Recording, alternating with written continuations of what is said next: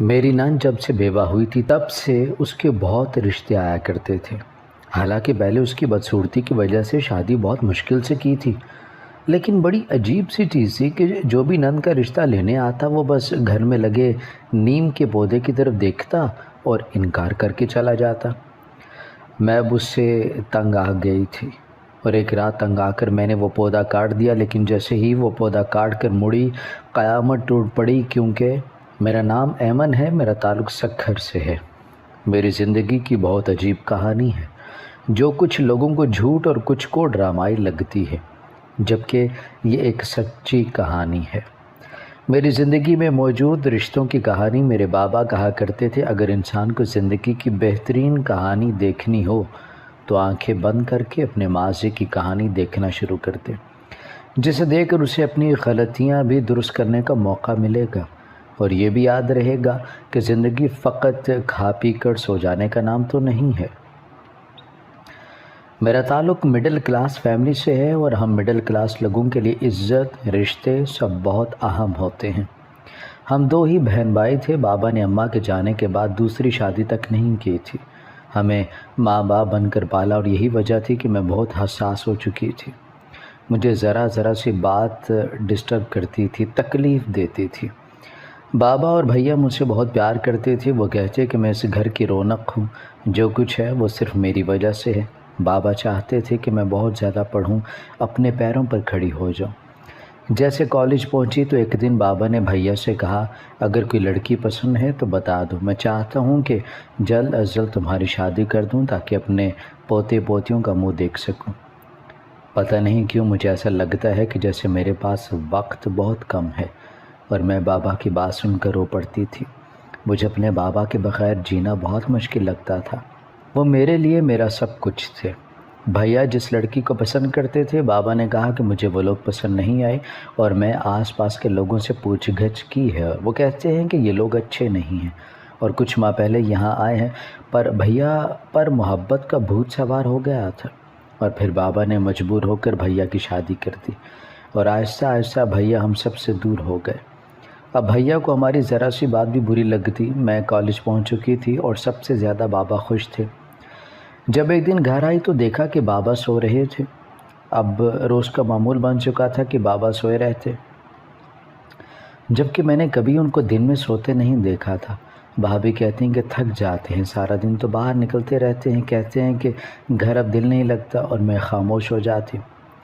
کاش میں بھابھی کی چال سمجھ جاتی، پر میں نادان ہی رہی، ان کی میٹھی زبان کے پیچھے چھپی مکاری سمجھ ہی نہیں سکی۔ ایک دن بھابھی بابا سے بحث کر رہی تھی، اور تبھی بھائی گھر میں داخل ہوئے۔ جب بھابھی جان بوجھ کر نیچے گر گئی اور رونے لگی۔ میں سیڑھیاں اتر رہی تھی اور سب دیکھ رہی تھی۔ بھیا نے بابا کو نہیں دیکھا اور اپنی بیوی کی جانب بھاگے، اور بابا سے کہنے لگے کہ میں جانتا تھا آپ کو شروع دن سے میری بیوی پسند نہیں ہے۔ پہلے آپ اس سے میری شادی نہیں کرنا چاہتے تھے، اب شادی ہو گئی ہے تو میرا گھر نہیں بسنے دے رہے۔ بھیا نے بابا کے آگے ہاتھ جوڑے، ان سے کہا کہ بس کر دیں بابا، آپ میرا گھر بس لینے دیں، یہ اس گھر کی عزت ہے۔ کیوں عورتوں کی طرح روز میری بیوی کو باتیں سناتے ہیں؟ اور بابا فقط چہرے کے ساتھ بھیا کو دیکھ رہے تھے۔ اور میں نے بھیا کو کہا کہ بھابھی جھوٹ بول رہی ہیں، یہ خود بابا کو دھکا دے رہی تھی اور خود گرنے کا ناٹک کیا ہے۔ پر بھیا نے کہا کہ خبردار جو میری بیوی کے بارے میں ایک لفظ بھی بولا، اور کہا کہ اب ہم لوگوں کو یہاں نہیں رہنا ہے، ہم آج اسی وقت یہ گھر چھوڑ کر جا رہے ہیں۔ اور بھابھی کہنے لگی کہ ہم کیوں جائیں، یہ جھوٹے لوگ اس گھر سے نکلیں، جتنا ان کا حق ہے اتنا اس گھر پر میرا بھی حق ہے۔ اور اچانک بابا کی طبیعت خراب ہو گئی۔ ان کو لے کر ہاسپٹل پہنچے تو ڈاکٹر نے بتایا کہ ان کو بہت زیادہ مقدار میں نشہ آور ادویات دی جا رہی تھیں، جس کی وجہ سے ان کو ہارٹ کا پرابلم ہو چکا تھا، اور تب کسی کا بھی اس پر دھیان نہیں گیا۔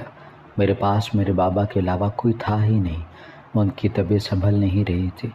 بابا نے مجھے بلایا اور کہا کہ ہو سکتا ہے کہ اب میں گھر نہ جا سکوں، پر تم اسی گھر میں رہنا، وہ گھر تمہارے نام پر ہے، کوئی تم سے چھین نہیں سکتا۔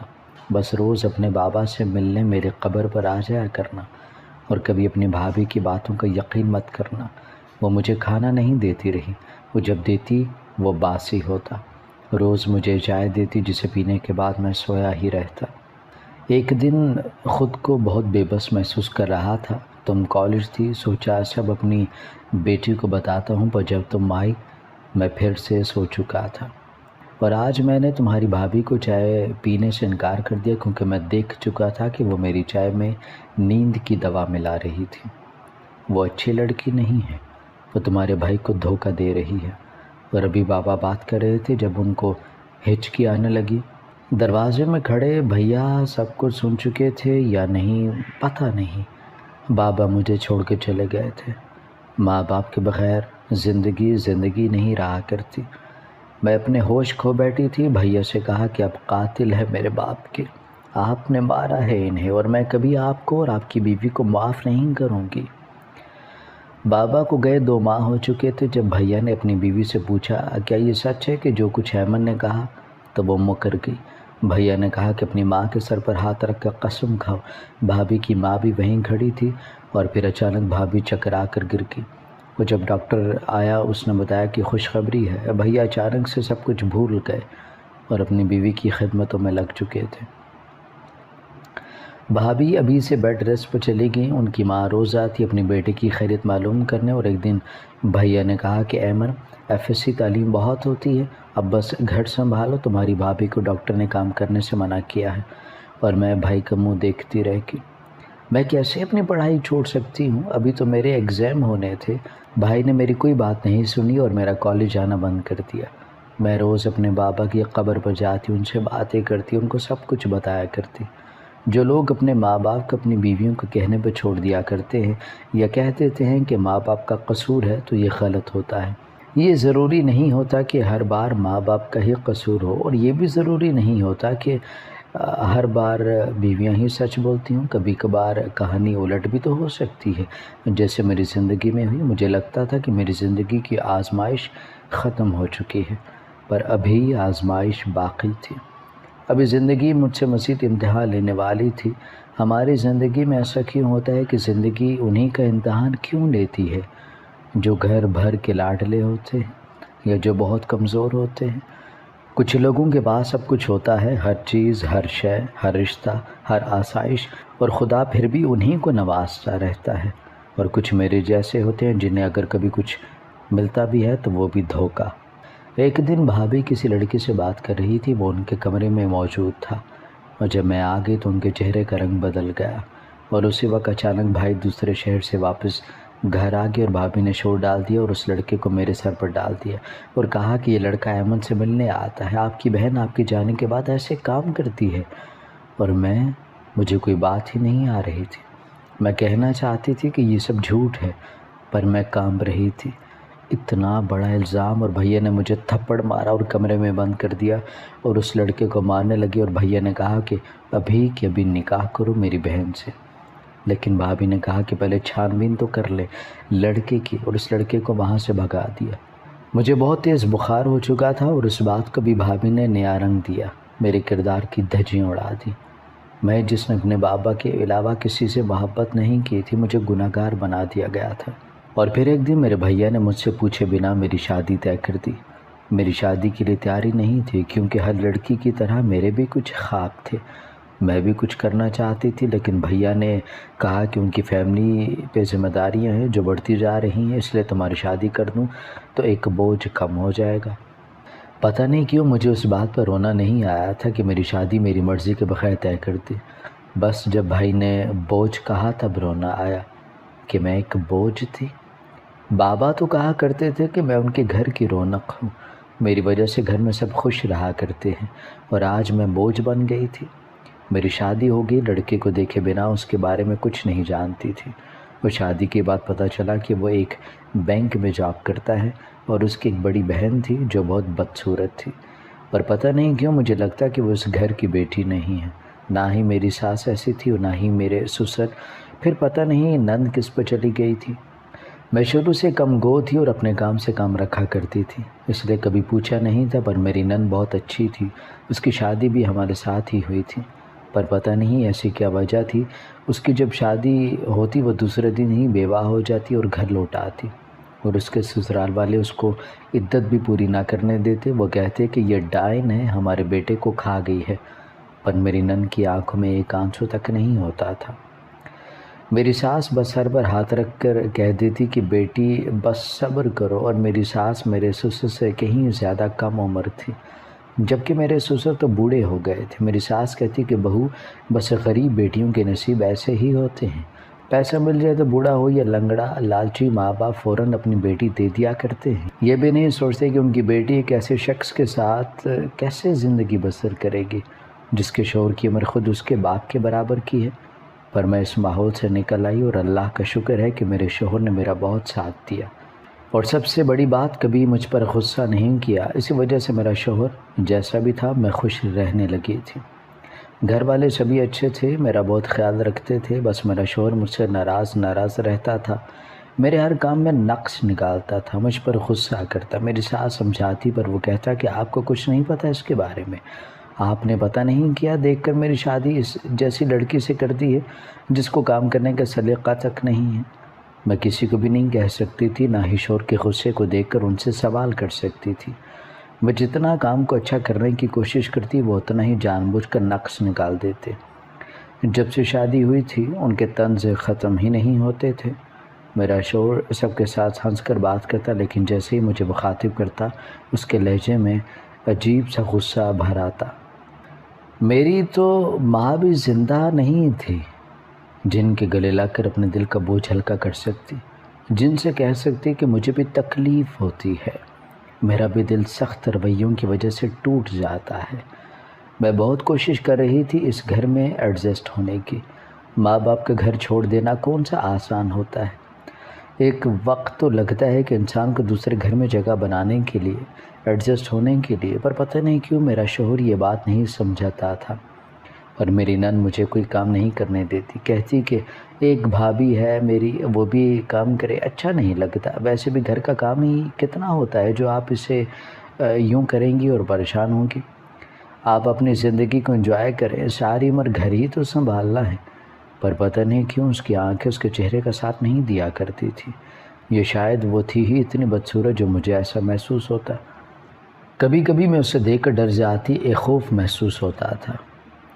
جب سے شادی ہوئی تھی میرے میکے سے بھی کوئی مجھ سے ملنے نہیں آیا تھا، کوئی اتنا کیسے بدل سکتا ہے؟ میں تو اپنے بھائی کی لاڈلی بہن تھی، پر شادی ہوتے ہی وہ بدل گئے، ان کو وہی صحیح لگتا جو ان کی بیوی کہتی، اور پتہ نہیں کیسے انہوں نے میری اتنی جلدی شادی کر دی، ایک بار پوچھا بھی نہیں۔ جیسے میرے شوہر کا رویہ تھا، مجھے لگتا کہ وہ کسی اور کو پسند کرتے ہیں، تبھی مجھے قبول نہیں کرتے۔ میں رو رو کر دعا کرتی کیونکہ اب اس گھر سے جانا نہیں چاہتی تھی۔ ایک رات میرے شوہر کے فون پر میری بھابھی کی کال آ رہی تھی، میرا شوہر سو رہا تھا، میں نے ڈرتے ڈرتے جیسے فون کان کو لگایا تو بھابھی بول رہی تھی، کہنے لگی کہ شکر ہے تم نے فون اٹھا لیا، اس بد کردار لڑکی کو ابھی تک گھر سے نہیں نکالا، میں نے تو پچھلے 3 ماہ سے تمہیں کہہ رہی ہوں وہ تمہارے قابل نہیں ہے، شادی سے پہلے ہی کسی کے ساتھ منہ کالا کر چکی ہے۔ اور فون میرے ہاتھ سے گر کر ٹوٹ چکا تھا اور میں بے ہوش ہو گئی تھی۔ جب ہوش آیا تو میری نند میرا ہاتھ پکڑے مجھے تسلی دے رہی تھی اور میں آنسو خشک ہو چکے تھے، پر میرا شوہر وہ پتہ نہیں کہاں تھا۔ مجھے لگا تھا کہ وہ مجھے طلاق دے چکا ہوگا، اور میں اپنی ساس سے اجازت لے کر اسی وقت اپنے بابا کی قبر پہ چلی گئی۔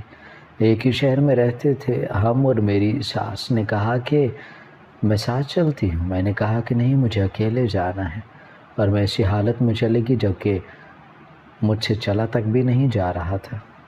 اور جب اپنے بابا کی قبر پر آئی تو ان سے کہا کہ آپ مجھ سے ناراض ہوں گے، میں اتنے دن آپ سے ملنے نہیں آئی، اور ان کو سب بتانے لگی۔ لوگ کہتے ہیں کہ قبرستان میں کیا رکھا ہے، وہ تو بس مٹی کا ڈھیر ہوتے ہیں، اگر ایسا ہے تو لوگ کیوں اس مٹی کے ڈھیر پر فاتحہ پڑھتے ہیں، کیوں اس مٹی کے ڈھیر کو سلام کرتے ہیں؟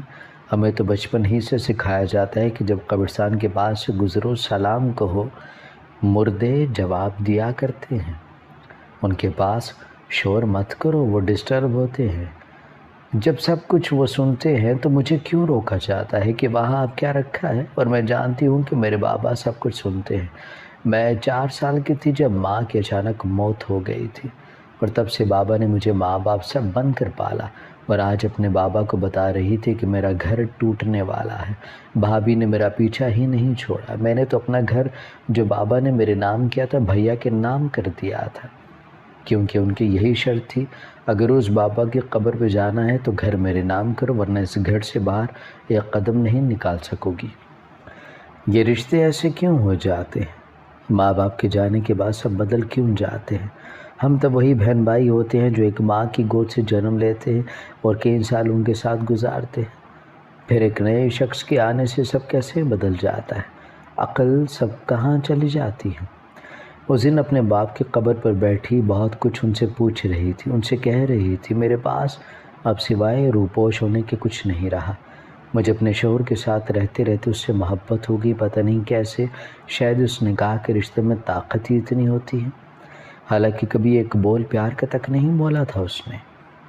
میں نے ہر کوشش کی ان کا دل جیتنے کی، پر ان کا تو کوئی قصور نہیں تھا، ان کو تو کوئی اور پہلے ہی میری طرف سے بدگمان کر چکا تھا۔ کئی سال اپنے دکھ کو، اس درد کو دل میں لیے بیٹھی رہی، کبھی کسی کو نہیں کہہ سکی، اور ایک وقت آیا مجھے لگا کہ اپنی کہانی لفظوں میں بیان کر دینی چاہیے، ہو سکتا ہے کہ کوئی میری اس کہانی سے سبق حاصل کر لے، ہو سکتا ہے کہ کوئی اپنے حق کے لیے لڑنا سیکھ لے، کوئی لڑکی میری طرح کمزور نہ رہے۔ شام ہونے والی تھی اور میں وہیں بیٹھی رہی، مجھے نہیں پتا تھا کہ مجھے یہاں سے اب کہاں جانا ہے۔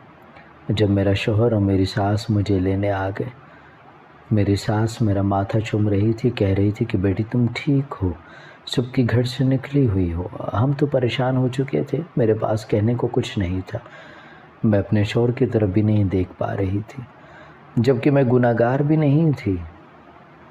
اپنی ساس جن کو میں ماں کہتی تھی، ان کے گلے لگ کر پھوٹ پھوٹ کر رونے لگی، ان کے پاؤں پکڑ لیے، ان سے کہا کہ ماں پلیز زین سے کہیں مجھے طلاق مت دے۔ میں نے کچھ نہیں کیا، میں اس قبرستان میں کھڑی ہوں، میرا کبھی کسی لڑکے کے ساتھ کوئی چکر نہیں رہا، میں پاک دامن ہوں، بھابھی جھوٹ بولتی ہیں، اور میں پھر بے ہوش ہو چکی تھی۔ وہ لگتا تھا کہ اب کبھی میری آنکھیں نہیں کھلیں گی، لیکن جب ہوش آیا تو میری زندگی بدل چکی تھی۔ میرے بھیا میرے پاس بیٹھے تھے اور میرا شوہر میرے لیے پریشان کھڑا تھا۔ میرے بھائی نے کہا کہ میں تو تم سے ملنے آیا تھا، مجھے تم پر پورا یقین تھا، اسی وجہ سے تمہاری شادی جلدی کر دی، اس لیے نہیں کی تھی کہ تم کوئی بوجھ ہو یا جو کچھ اس دن ہوا، جو کچھ تمہاری بھابھی نے کہا میں اس پر یقین کر چکا تھا، بلکہ میں سب کچھ تو جان گیا تھا، یہ بھی جان گیا تھا کہ تمہاری بھابھی کبھی ماں نہیں بن سکتی، پر اس نے ناٹک کیا تھا۔ ایک دن سب کچھ اپنے کانوں سے سن چکا تھا، اور میں تمہاری شادی کے بعد اس لیے ملنے نہیں آ سکا کیونکہ میں تمہاری بھابھی کو طلاق دے چکا ہوں۔ بابا سے ہی کہتے تھے کہ وہ سچے تھے، پر میں پچھتا رہا ہوں اور اس پچھتاوے کی آگ سے نکل نہیں پا رہا، میں شرمندہ ہوں۔ میرے شوہر نے بھی مجھ سے معافی مانگی تھی اور کہا کہ وہ بہت پہلے سب کچھ جان چکے تھے۔ میری زندگی روٹین پر آ چکی تھی، میرا وہی شوہر جو کام کرنے کے تانے دیا کرتا تھا اب کہتا کہ بس آرام کیا کرو اور پڑھائی شروع کرو اپنی، کوئی ضرورت نہیں گھر کے کام کاج کرنے کی، اور میں نے پڑھائی شروع کر دی تھی، اور اللہ کا شکر ادا کرتی ہوں جس نے میری آزمائش ختم کر دی تھی۔ میری شادی کو 1.5 سال ہو چکا تھا اور میں اپنے شوہر کے ساتھ بہت خوش تھی۔ نند کی پھر سے شادی کی، لیکن وہ شادی کے دوسرے دن ہی پھر سے بیوہ ہو کر گھر آ گئی، اور ایک عجیب بات تھی، میری نند تو بہت بدصورت تھی۔ جب سے میری نند بیوہ ہوئی تھی بہت رشتے آتے، پر ایک عجیب بات ہوتی، جو بھی ہمارے گھر رشتہ لے کر آتا جیسے ہی نیم کا پودا دیکھتے تو رشتے سے انکار کر کے بھاگ جاتے، اور مجھے بہت ترس آتا اپنی نند پر جو بیچاری دوبارہ سے بیوہ ہو چکی تھی۔ اسی لیے ایک رات میں نے تنگ آ کر وہ پودا کاٹ دیا، اور جیسے ہی مڑی مجھ پر قیامت ٹوٹ پڑی، میری نند چیخنے لگی، میرا سسر بھاگ کر وہ پودا دوبارہ سے زمین کے اندر لگانے لگا، جب بہت سارے لوگ ہمارے گھر میں ہنستے ہوئے داخل ہوئے۔ یہ وہی لوگ تھے جو رشتے کے لیے آئے تھے، اور میری نند کو بازو سے پکڑ کر گھسیٹنے لگے۔ میرے سسر نے کہا کہ یہ میری بیٹی ہے، یہ تم لوگوں کے ساتھ کہیں نہیں جائے گی، پر ان لوگوں نے جو بات کہی مجھے اپنی جان نکلتی محسوس ہوئی۔ انہوں نے کہا کہ کبھی جن اور انسان کی شادی نہیں ہو سکتی، اور یہ ہماری لڑکی ہے، ہماری بہن کی نشانی ہے، ہمارے ساتھ ہی جائے گی۔ اور میرے سسر نے کہا کہ اگر یہ گھر سے باہر گئی تو مر جائے گی، اتنا ظلم مت کرو، پر وہ لوگ گھسیٹتے ہوئے میری نند کو لے کر جانے لگے۔ وہ جب دروازے کی دہلیز پر ہی پہنچی تو میری نند کی جان چلی گئی، اور سبھی ہونکوں کی طرح میرے سسر کو دیکھ رہے تھے کہ انہیں کیسے پتہ یہ سب، اور وہ لوگ بھی روتے ہوئے چلے گئے۔ اور میرے شوہر نے اپنے بابا سے پوچھا کہ یہ سب کیا تھا، کیا وہ میری بہن نہیں تھی؟ تب میرے سسر نے کہا کہ آج سے کافی سال پہلے جب میں جوان تھا تو مجھے ایک لڑکی پسند آ گئی۔ وہ مجھے قبرستان کے پاس بیٹھی ملا کرتی تھی اور میں اس سے عشق کرنے لگا، اور میں نے اسے ایک بار بھی نہیں پوچھا کہ تم کون ہو، کہاں رہتی ہو، لیکن وہ اکثر پریشان نظر آتی۔ وہ خوبصورت ہی اتنی تھی۔ میں نے اس سے شادی کر لی۔ جس دن میری گود میں ایک بیٹی ڈالی گئی، اسے میری بیوی نے مجھے بتایا کہ وہ ایک جن ذاتی ہے، پر تبھی اس پر حملہ ہوا اور وہ مر گئی، اور میں اپنی بیٹی کو جو بہت بدصورت تھی اسے لے کر نکل آیا اور ایک گھر میں رہنے لگا جو ایک بزرگ کا گھر تھا، اور پھر میں نے دوسری شادی کر لی اور اس بزرگ کو سب کچھ بتایا، اور اس نے مجھے ایک خاص مٹی تھی اور ساتھ ایک ڈور تھی، اور کہا کہ اس ڈور کو اپنی بیٹی کے گلے میں ڈال دینا اور اس مٹی کو اسی صحن میں لگا دینا، اور کبھی نیم کے پودے کو کاٹنا مت، جس دن اس کو کاٹ دیا اس دن وہ لوگ یہاں آ جائیں گے۔ اور اب جب اپنی بیٹی کی شادی کی میں نے تو وہ لوگ اس کے شوہر کو مار دیتے ہیں اور وہ بدل کر رشتے کو آتے ہیں، پر نیم کے پودے کی وجہ سے وہ آگے نہیں بڑھ سکتے تھے، پر میں بہت شرمندہ تھی۔ رو رو کر گھر والوں سے معافی مانگنے لگی۔ میری ساس نے کہا کہ بیٹا تمہارا قصور نہیں ہے، تم تو اس کے بھلے کے لیے سب کر رہی تھی، پر اگر ہم نے یہ بات اپنے بیٹے سے بھی چھپائی تھی۔ زندگی نارمل ہو چکی تھی، میں ماں بننے والی تھی اور یہ میری زندگی کی پہلی خوشی تھی۔ آج بھی اتنے سال گزر جانے کے بعد جب میری اولاد جوان ہو چکی ہے، میں اس واقعے کو نہیں بھول سکی۔ میرے بہت سے اپنے مجھ سے بچھڑ گئے ہیں، اور میں آج بھی اپنے بابا کی قبر پر جاتی ہوں، ان سے ڈھیروں باتیں کرتی ہوں، اور مجھے آج بھی لگتا ہے کہ میرے بابا میری سب باتیں سنتے ہیں، مجھے جواب دیتے ہیں۔